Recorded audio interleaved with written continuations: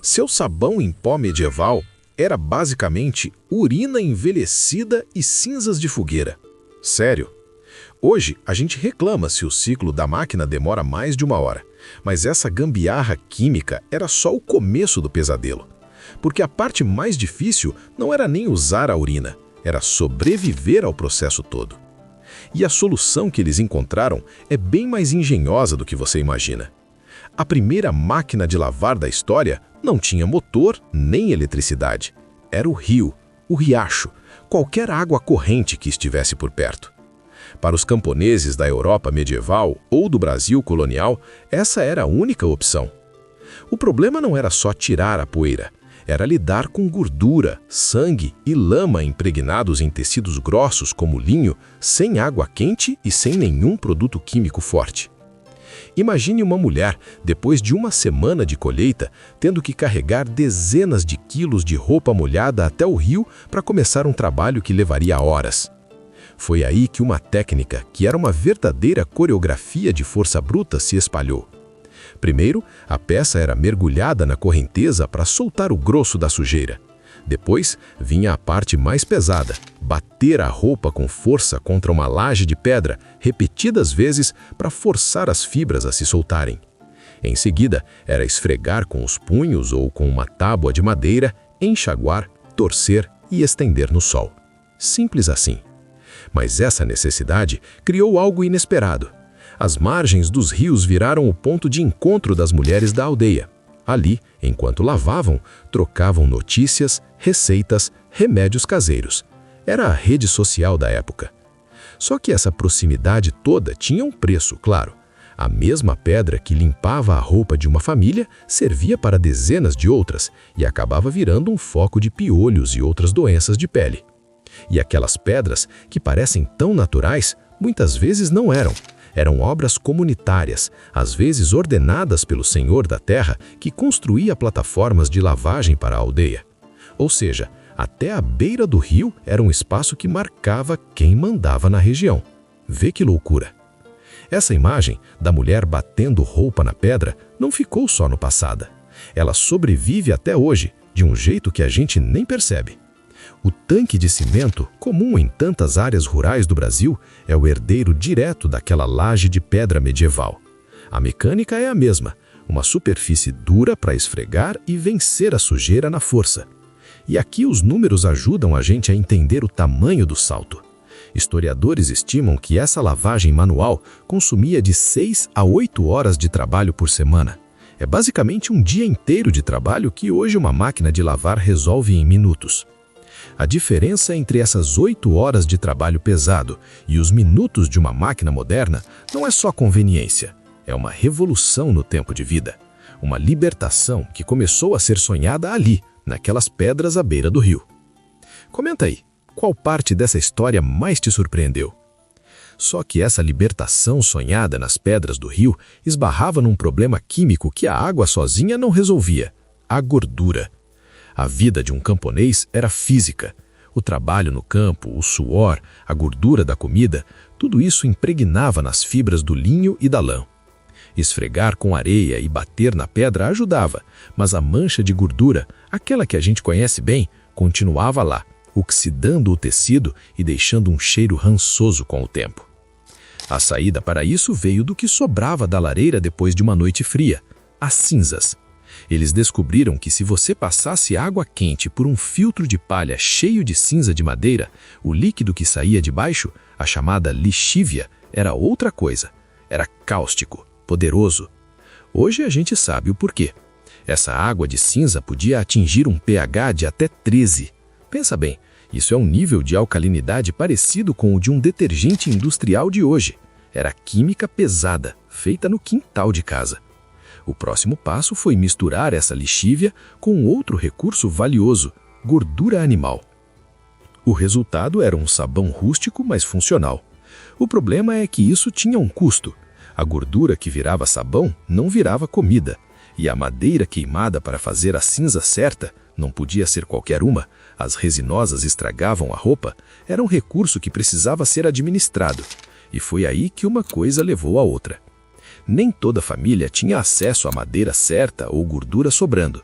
Então, quem conseguia produzir sabão começou a trocar, primeiro com o vizinho, depois na aldeia. Essa troca, que parece pequena, foi o começo de um mercado. É sério, em algumas vilas, a família que fazia o melhor sabão começou a acumular um pequeno capital, dinheiro que gerações depois podia ser usado para comprar um pedaço de terra a mais ou uma ferramenta nova. Ao mesmo tempo, a demanda constante por madeira de qualidade para fazer cinza começou a pressionar as florestas locais. Aquele sabão caseiro, sem que ninguém planejasse, contribuiu para o desmatamento e para as disputas de terra que marcaram a transição para a Idade Moderna. E o mais incrível é que essa química básica, essa sabedoria de transformar cinza e gordura em limpeza, não morreu. Hoje, em comunidades rurais no Brasil e em projetos de economia solidária, produzir sabão de cinza voltou a ser uma fonte de renda. É uma técnica vista como sustentável, que usa resíduos e diminui a dependência de produtos industriais. O equipamento é mais seguro, claro, mas a reação química no fundo do balde é exatamente a mesma que acontecia nos quintais da Europa medieval. O sabão de cinza limpava a gordura, mas não resolvia o problema da brancura. Para as roupas não ficarem amareladas com o tempo, era preciso um outro tipo de mágica, uma que dependia diretamente do sol. Só que essa mágica do sol tinha um problema óbvio. Ela não funcionava no inverno nem em dias de chuva, e para um camponês na Europa, essa era a maior parte do ano. Manchas de sangue, de suor, de terra em roupas de trabalho pesado não saíam só esfregando na água fria.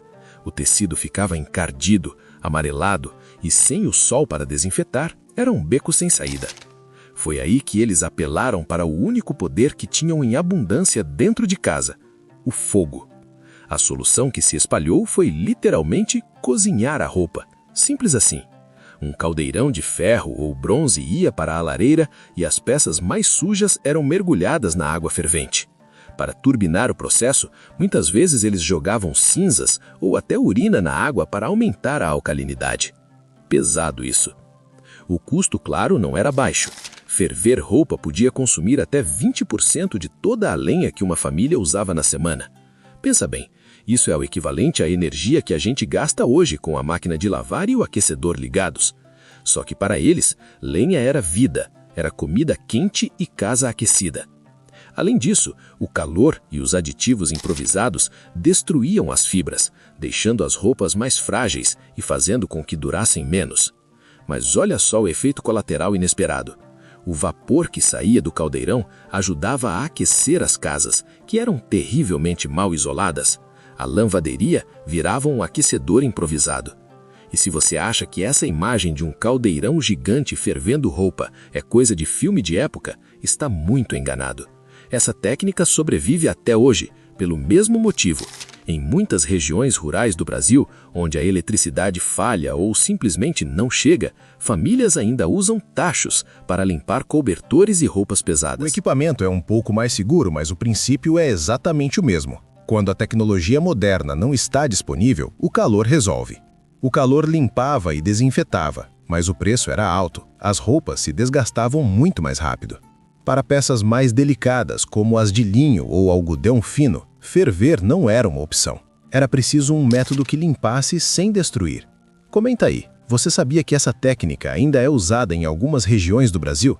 E mesmo para as roupas que aguentavam o tranco, o problema não era só o método, era a escala. Lavar a roupa de uma família inteira de camponeses, semana após semana, era um trabalho que simplesmente não dava para fazer sozinho. A sujeira do campo, o suor do trabalho pesado, a higiene era uma necessidade, não um luxo. Mas a força e o tempo que isso exigia de uma única pessoa era desumano. A saída, claro, foi fazer junto. O que começou com encontros espontâneos na beira do rio, a partir do século XVII, foi se tornando uma infraestrutura oficial, os lavadouros públicos. Pensa numa aldeia em Portugal no século XVIII. O lavadouro municipal não era só um tanque de pedra. Era um centro social construído pela prefeitura da época, com regras de horário e de uso da água. Ali as mulheres dividiam o esforço, ensinavam as mais novas e, claro, colocavam a conversa em dia. Só que essa solução coletiva, que parecia ideal, veio com uma camada de controle que ninguém esperava. Pensa bem, onde tem gente reunida, tem poder em jogo. As autoridades locais começaram a cobrar taxas e a fiscalizar a higiene. Em algumas vilas na França, o acesso às melhores pedras de lavar ou aos tanques cobertos podia ser um privilégio de famílias mais influentes. Em cidades maiores, esses lavadouros atendiam centenas de pessoas por dia, numa escala que lembra os centros comunitários de hoje, onde máquinas de lavar coletivas servem dezenas de famílias. E o controle ia além. Anota isso. As autoridades usavam os registros de frequência dos lavadouros para fazer uma espécie de censo. Eles estimavam quantas mulheres ativas existiam na aldeia para planejar políticas de assistência. O dia de lavar roupa virou, sem querer, uma ferramenta de vigilância demográfica. Com o tempo, esses lugares viraram até ponto de recrutamento. Donos de fábricas têxteis iam até os lavadouros para identificar as mulheres mais fortes e habilidosas. Era uma vitrine de mão de obra. As lavadeiras ganharam um poder simbólico, viraram especialistas em tecidos e criaram redes de apoio. Mas, ao mesmo tempo, essa centralidade toda reforçou a ideia de que trabalho sujo era coisa de mulher, o que atrasou por séculos o reconhecimento do trabalho doméstico como, bem, trabalho. E essa dinâmica social, essa mistura de trabalho e comunidade não morreu. É só olhar para muitas comunidades rurais no Brasil hoje.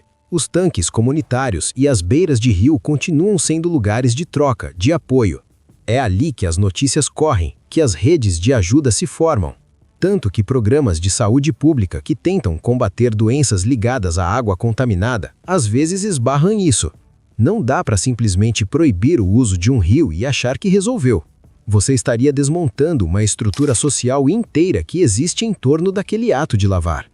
A sociabilidade que nascia ao redor da água era, ao mesmo tempo, a força e a gaiola daquelas mulheres. Mas a água não servia só para reunir gente. A mesma correnteza que juntava as mulheres para lavar linho e algodão foi transformada numa força bruta, quase industrial, para lidar com um material muito mais teimoso: a lã. Lavar lã não era só tirar uma mancha de barro, era um processo de transformação. A lã crua, recém-tosquiada da ovelha, vinha cheia de sebo, uma gordura natural, e as fibras precisavam ser batidas e compactadas num processo chamado feltramento. É isso que deixava o tecido denso, quente e resistente à água. Fazer isso na mão, batendo o tecido pesado e molhado contra uma pedra, era um trabalho que quebrava as costas de qualquer um. Foi aí que algumas comunidades rurais tiveram uma sacada de engenharia. Elas adaptaram os moinhos de água. Em vez de só moer grãos, instalaram uma roda extra que acionava martelos gigantes de madeira. Esses martelos, chamados de bateadeiras, socavam a lã sem parar, mergulhada em água quente com cinzas ou até urina para dissolver toda a gordura. O resultado, sem exagero, era revolucionário. Uma tecnologia dessas podia reduzir o tempo de trabalho em até 70%. Pensa bem, o que uma pessoa levava um dia inteiro para fazer, a máquina fazia em poucas horas. E isso mudou a economia de vilarejos inteiros. Aldeias com esses moinhos começaram a produzir tecidos de lã de altíssima qualidade, que viraram moeda de troca valiosa nas feiras. Criadores de ovelhas ganharam mais dinheiro e regiões inteiras ficaram famosas pela sua lã, muito antes das grandes fábricas aparecerem. Mas claro, quando um recurso vira motor de riqueza, ele também vira motivo de briga. O uso da força do rio gerou disputas sobre quem tinha direito àquele fluxo de água, levando às primeiras regulações formais sobre o uso dos rios. E o mais incrível é que essa lógica não morreu. Em várias regiões serranas do Brasil, pequenas cooperativas e artesãos ainda usam técnicas bem parecidas para tratar a lã de ovelha, com máquinas simples que seguem o mesmo princípio hidráulico. Aquela infraestrutura de canais e rodas d'água, aliás, raramente servia a uma coisa só. O mesmo sistema que batia a lã também podia moer o trigo e irrigar a plantação, criando um verdadeiro ecossistema técnico compartilhado. A força de um rio, que antes era só parte da paisagem, se tornou o motor da economia local e, ao mesmo tempo, o primeiro rascunho das regras de propriedade que definiriam o campo nos séculos seguintes. Comenta aí, você já conhecia essa inovação dos moinhos de água ou foi tudo novidade? E enquanto a água corrente do rio resolvia a parte mecânica da lavagem, o verdadeiro desafio era químico. O problema mais teimoso de todos eram as manchas que simplesmente não saíam. Imagine ter poucas peças de roupa, maioria de linho ou algodão branco, e vê-las ficando amareladas, encardidas de suor e gordura corporal. Não importava o quanto você esfregasse na pedra, certas manchas pareciam permanentes. O sol até ajudava a clarear, mas não fazia milagre. Era uma luta constante para manter uma aparência minimamente limpa. A solução que eles encontraram, e que na verdade vinha desde a Roma antiga, é uma das coisas mais perturbadoras e geniais da história da limpeza. Foi aí que eles olharam para um recurso mais abundante e de graça que existia. Um resíduo humano. Sim, é isso mesmo. Urina. A urina, especialmente depois de fermentada por alguns dias, fica riquíssima em amônia. E a amônia é um desengraxante natural inacreditável. O processo era direto ao ponto. As roupas manchadas ficavam de molho na urina, pura ou diluída. As enzimas e a amônia quebravam as moléculas de gordura e suor, soltando a sujeira que a água sozinha jamais tiraria. Depois disso, era só enxaguar bem no rio e deixar secar ao sol. Claro, o custo disso era social e principalmente olfativo. Os locais de lavagem comunitária tinham um cheiro insuportável que ficava impregnado no ar. Mas a eficiência era tão alta que a prática virou um negócio. Em algumas cidades, recipientes públicos eram instalados para coletar urina, e esse recurso se tornou tão valioso que governantes passaram a cobrar impostos sobre a coleta e venda. Pensa bem, o imposto sobre o xixi. E aqui vem a conexão que explode a cabeça. Essa gambiarra medieval, que hoje soa nojenta, era a aplicação prática de um princípio químico que a gente usa até agora. Quando você vai ao mercado e compra um produto de limpeza multiuso, um desengordurante potente, e lê o rótulo, o que você encontra? Derivados de amônia. A molécula que eles buscavam na urina fermentada é a mesma que a indústria química hoje sintetiza para colocar nos nossos produtos. Em alguns detergentes alcalinos, esses compostos chegam a representar 5% da fórmula. É o mesmo princípio ativo, só que sem o cheiro característico. A busca pela brancura perfeita tinha um custo social e um cheiro inconfundível, mas provou que, para o camponês, a engenhosidade não tinha limites nem pudor.